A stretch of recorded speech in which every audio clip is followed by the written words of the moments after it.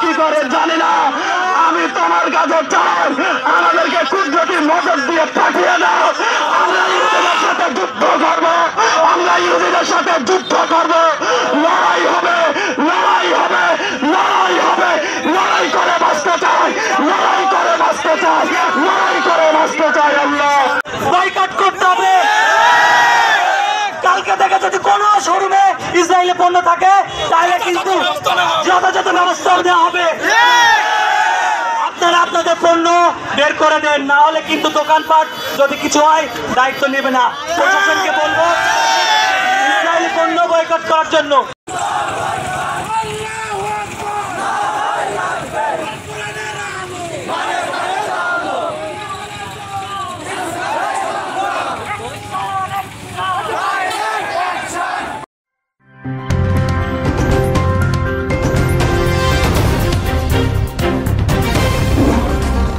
Voice of Tiger.